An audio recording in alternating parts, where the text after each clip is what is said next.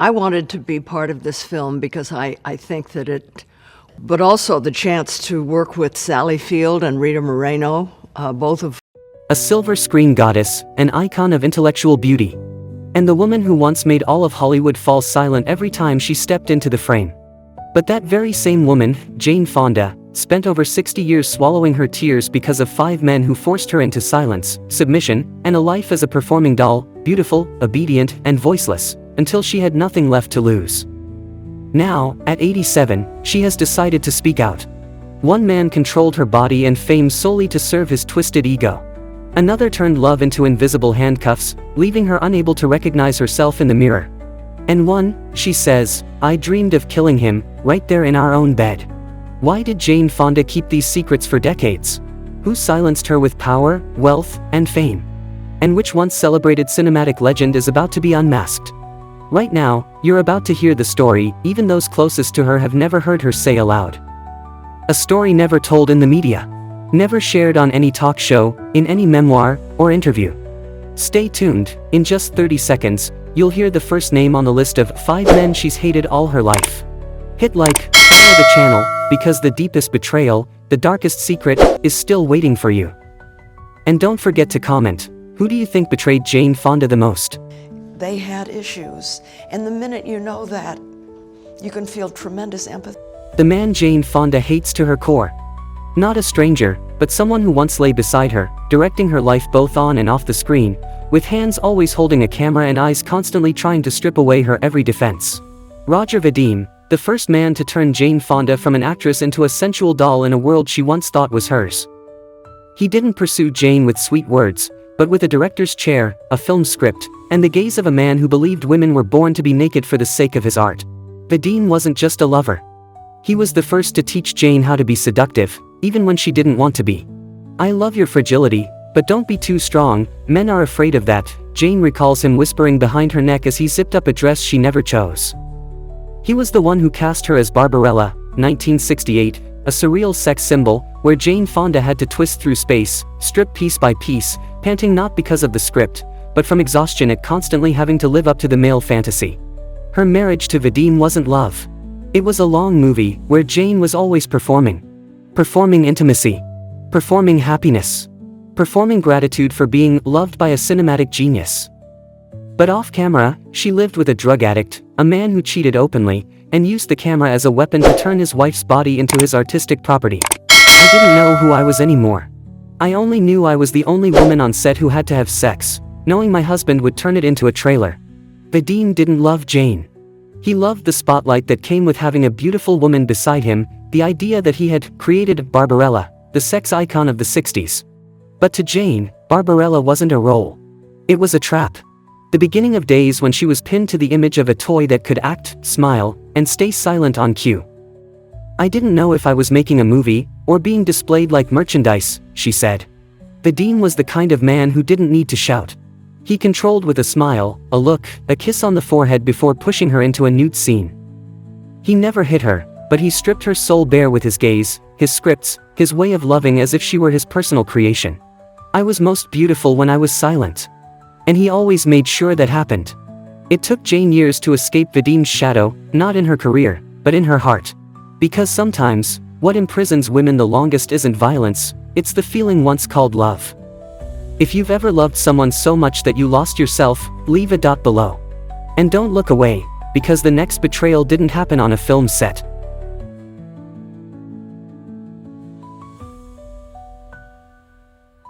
The second man came not from Hollywood, but from the halls of US Congress. He didn't hold a camera, he held power. And he didn't manipulate Jane with love, but with public humiliation, enforced silence, and ruthless political games. Richard Nixon, the 37th President of the United States. A man Jane Fonda didn't just hate, but called the one who tried to kill the free spirit in me. In the late 60s, while America was engulfed in the Vietnam War, Jane chose not to stay silent like other stars. She took to the streets, spoke out, even traveled to Hanoi. And that made her a thorn in Nixon's eye. From a sex symbol, she became a traitor in the public's view, not because she did something wrong, but because she dared to do what was right at the wrong political time. Later released secret recordings revealed Nixon had ordered the FBI to surveil Jane, smear her in the media, and craft the image of Hanoi Jane to destroy her career and reputation. He didn't need to imprison her, he wanted Hollywood to abandon her. And to some extent, he succeeded. Jane once said, "I'm not afraid of jail. I'm only afraid of one day no longer daring to tell the truth." But Nixon tried to make her fear exactly that, through fake news reports, cancelled roles, and headlines that painted her as a war criminal. He didn't strike Jane's body. He attacked what she valued most, her voice. In the name of the nation, Nixon used an entire system to crush a woman simply because she refused to stay in that safe place expected of movie stars. And to Jane Fonda, that wound cut deeper than any betrayal in love. A lover may break her heart in the night, but Nixon cursed her in broad daylight. He wasn't the only one who made me cry. But he was the first to turn my tears into a reason to be hated by my own country. If you've ever been isolated for simply being true to yourself, leave a comment below. And stay tuned, because the next name nearly cost Jane everything, even the child she was carrying.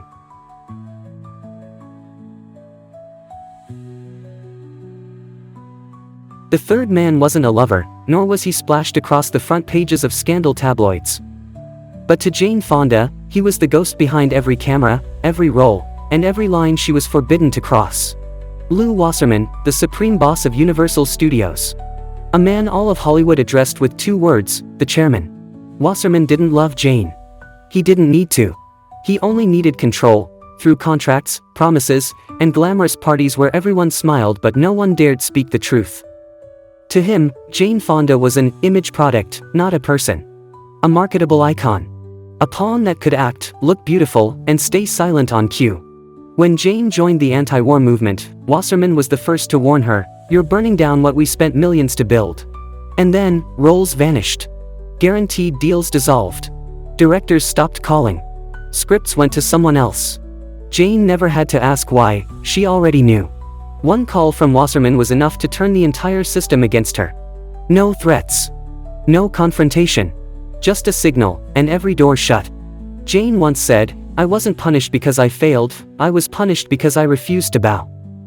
And the one who delivered that cold, calculated punishment was the man in Universal's top office, who decided the fate of hundreds of stars, yet never appeared on camera. Wasserman didn't use his hands to hurt Jane. He used power. Networks. The silence of an entire system terrified of losing opportunity. To Jane, it was a betrayal without words, but more devastating than a broken marriage. Because for the first time, she realized, not everyone hated her for being wrong, but because standing beside her could cost them everything. "I was frozen out, not for my mistakes, but for making others reflect on their own," she said through tears. If you've ever been treated like a threat just for being true to yourself, leave a dot. And stay, because the fourth name is the man who loved Jane, in a way that made her never want to love again.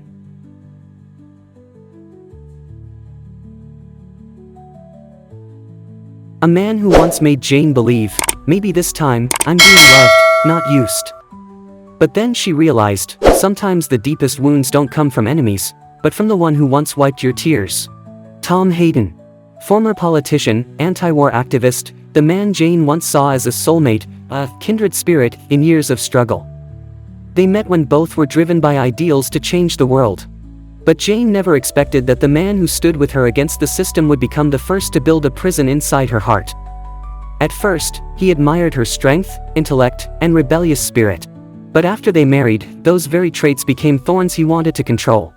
Jane once said, "I was never allowed to wear red lipstick. Never allowed to wear tight dresses. I couldn't appear unless I was discussing politics." Tom didn't love Jane, he loved the version of her that fit his ideals. At home, Jane was the perfect wife, cooking, raising children, supporting him. In public, she was a fighter. But the more she gave, the more she realized, Tom didn't need a wife, he needed a shadow that echoed what he wanted to hear. "I used to think that if I were softer, more agreeable, quieter, he would love me. But love never came. Only growing emptiness." Tom didn't betray Jane with another woman. He betrayed her with distance, turning her into a political instrument.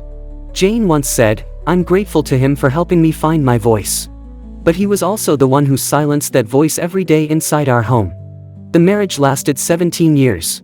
But for Jane, it was 17 years beside a man who saw her not as a woman with a heart that needed love, but as a spokesperson.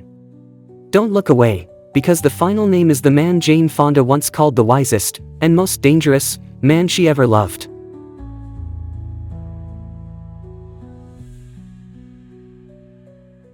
The final one, no microphone, no camera. No need for directors or senators to manipulate Jane Fonda. Because he was the one behind every insecurity she ever felt, the man she once called father. Henry Fonda, cinematic legend, the model symbol of 1950s America, and the first to show Jane that love, when conditional, becomes a chain. He never hit me. Never yelled at me. But throughout my childhood, I never once felt good enough to be hugged, Jane recalled. Henry Fonda loved the public more than his own daughter. He could cry on stage, smile at millions, but at home, he was a wall of cold steel. No praise, no warmth in his gaze, not a single real embrace. Jane grew up in the shadow of a perfect father, and spent her life trying to become his female version, famous, brilliant, untouchable. But the truth was, Jane Fonda never truly felt loved by the one who was supposed to teach her love first. She once said, "My whole life I've been playing one role, the woman trying to be good enough for her father to finally be proud." And in the end, Jane realized, what she hated most wasn't the men who betrayed her. It was how they made her love herself only through their eyes.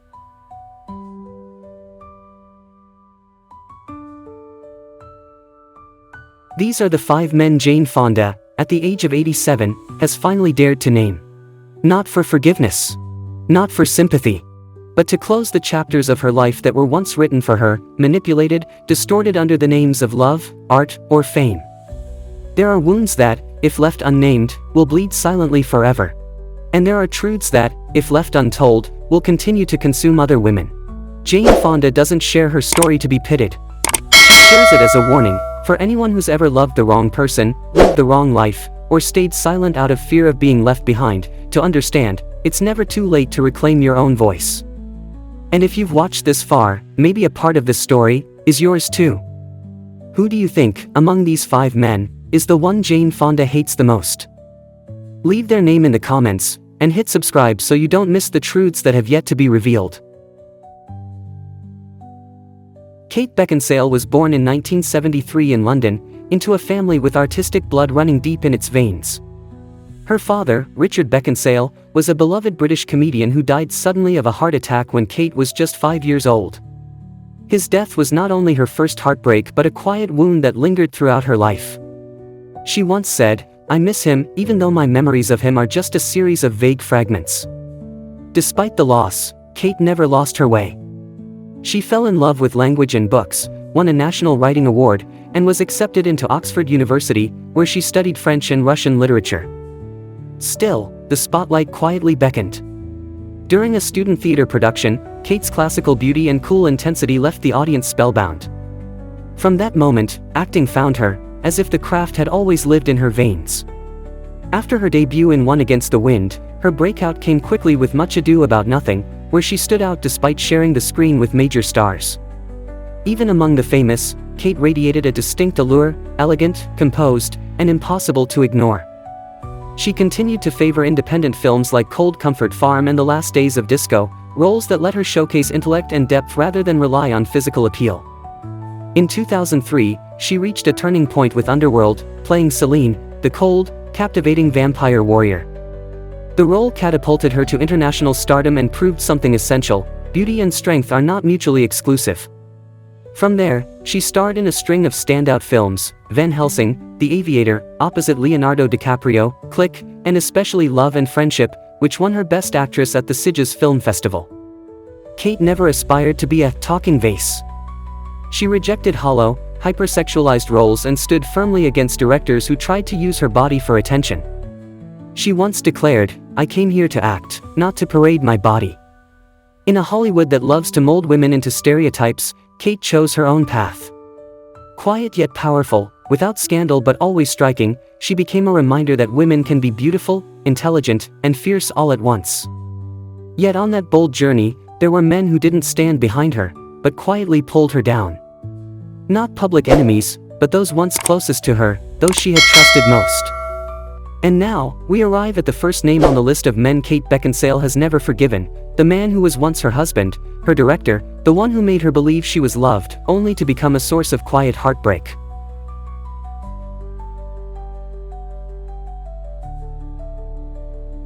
No one expected that the first man Kate would name was the very one she once loved, walked down the aisle with, and held hands with on film sets year after year. Lew Wasserman wasn't just the director of the Underworld series, he was also her husband, her partner, and for over a decade, the architect of her public image. They met in 2002 during the filming of the first Underworld, a movie that redefined the modern female action hero. She was Selene, the icy vampire warrior, he was the man behind the camera, crafting the world she fought in. Amid the high-pressure shoots and special effects-laden atmosphere, a romance sparked. 2 years later, they married. From that point on, Lew became not just her husband and director but the man who shaped nearly every aspect of her career.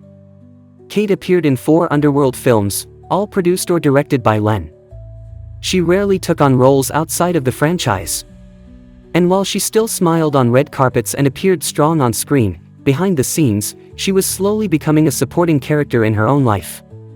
There were independent roles she loved but couldn't take, invitations from other directors she had to turn down, because her schedule was always booked with Lew's projects. To the public, theirs looked like an ideal marriage. But in truth, she was losing creative control, losing her voice in her own journey. Then came the rumors of Lew's affair with a young assistant, and years of quiet sacrifice began to crack. In 2015, Lew filed for divorce citing irreconcilable differences. As usual, Kate remained silent. But this silence was no longer submission, it was finality. Kate never publicly criticized her ex-husband, but in a rare, telling interview, she said, "There's nothing more frightening than thinking you're being loved, when in fact, you're being controlled through kindness." When they separated, Hollywood mourned the end of a golden couple. But only Kate knew, she had just broken free from a long era of quiet surrender. She was no longer Selene from Underworld. She was herself, for the first time in over a decade. And from that moment on, Lew Wasserman's name was no longer mentioned, not because she forgot, but because that chapter was no longer worth reopening. The next name on her list isn't a husband or a co-star, but a powerful figure behind the scenes, a man who had silenced countless actresses. But Kate was one of the rare few who dared to say no.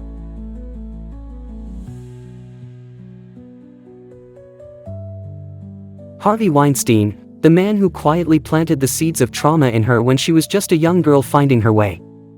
Kate met Weinstein at 17, an age when she was just entering the film industry, still holding the innocence of a girl fresh out of high school. She was invited to the Savoy Hotel in London with the promise of a meeting to discuss a film. But when the door opened, it was only Weinstein, wearing a bathrobe, alone. Kate didn't hesitate. She turned around, walked straight out, and never looked back. She thought that was the end of it. But it wasn't. That's when the whispers began, that she was difficult, unenthusiastic, didn't know how to play the game. These weren't tabloid rumors, they came from the very gatekeepers who decided her fate in the industry. Weinstein didn't lay a hand on her, but he did something more insidious, he instilled fear and silenced her by subtly blacklisting her. For years, Kate was passed over for leading roles in any project associated with Weinstein's distribution network, despite her proven talent. Like hundreds of other women, she stayed silent. But when the scandal erupted, Kate was one of the earliest voices to speak out. Not for fame. Not for applause. But to break a silence that had spanned generations. In a chilling essay, she wrote, "I didn't stay quiet out of fear. I stayed quiet because I thought I didn't matter. I hate him, not just for what he did to me, but for making so many women believe they were nothing." Weinstein was a stain on a decaying chapter of Hollywood. And when Kate spoke up, she reclaimed not only her own dignity, but also that of countless women who had lived too long in fear. The next man on her list. Not as powerful as Weinstein, not as intimate as her ex-husband, but perhaps more wounding. Because he didn't need power or closeness to hurt her. All it took was one sentence, to turn trust into bitter disillusionment.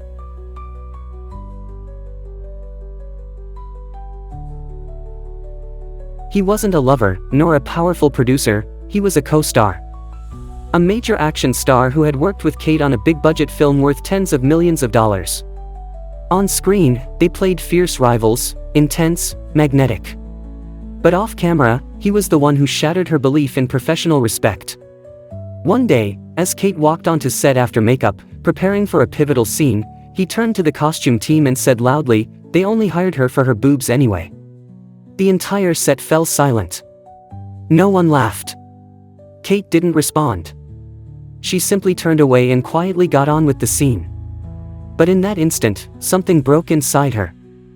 After the film wrapped, Kate declined every invitation to work with that actor again, even those offering enormous pay.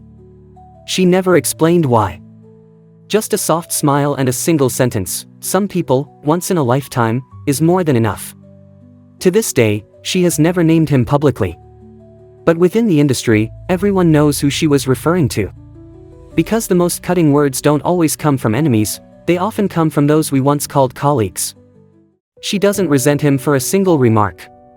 She resents what that comment represented, the quiet degradation so many actresses have faced, the belittling, the dismissal, the disrespect disguised as just a joke. The fourth man on her list tells a very different story, not from a movie set, not from Hollywood, but from inside her own home. A man who stole the peace her childhood was meant to have.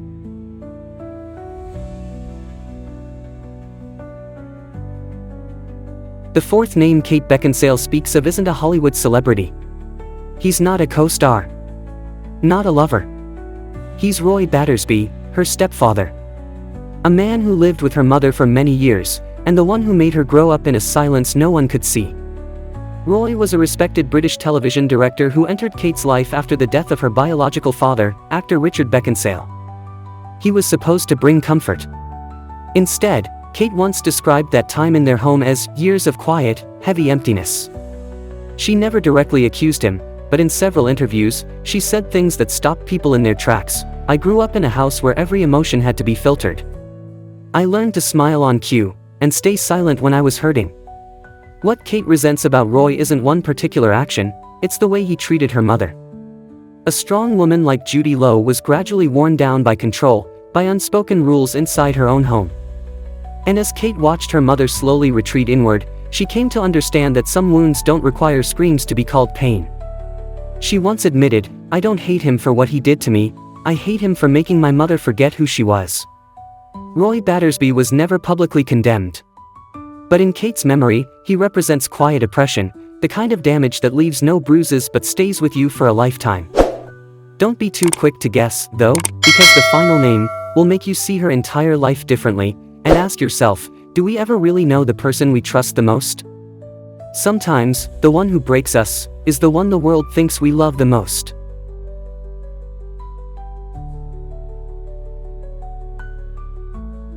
No one expected the final name on Kate's list to be Michael Sheen, her former partner, the father of her daughter, and once the closest companion in her early career. They were once one of the most admired artistic couples in the UK, intelligent, talented, bound not by marriage but by deep affection, and most importantly, committed to raising their child with unconditional love. Kate and Michael fell in love in 1995, when both were young and relatively unknown actors.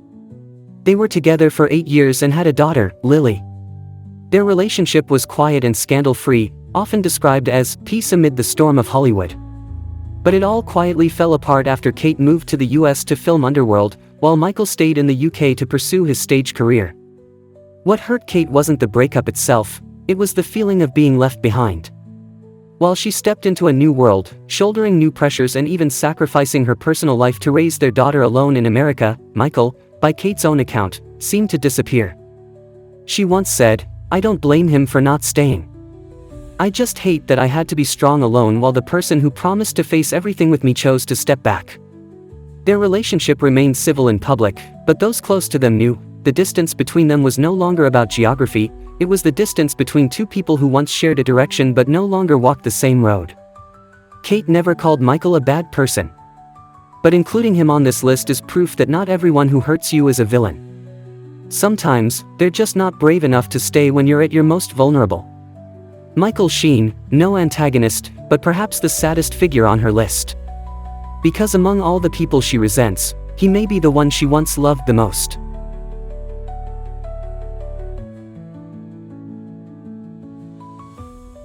Kate Beckinsale has never claimed to be a victim. She doesn't go around telling sob stories. She hasn't written a memoir exposing her private life. Instead, she chose to live, calmly, proudly, and with quiet grace, as if the wounds never existed. But the truth is, they're still there. Lingering. silent.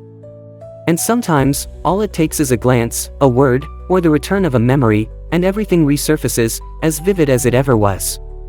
5 men, 5 faces tied to the most pivotal moments of her life. One held her hand in a crowd. One promised to stay, and left. One seemed like a colleague, but turned out to be the one who hurt her the most. Whatever form they took, they left deep scars, hidden behind the spotlight, in the places she never let anyone see. To Kate, hate isn't about vengeance. It's the final boundary, to preserve what's left of herself. And sometimes, that very pain makes us stronger than any comforting words ever could. If you've ever carried a wound, in love, in trust betrayed, or from someone you once called close, then Kate Beckinsale's story is, in part, your story too.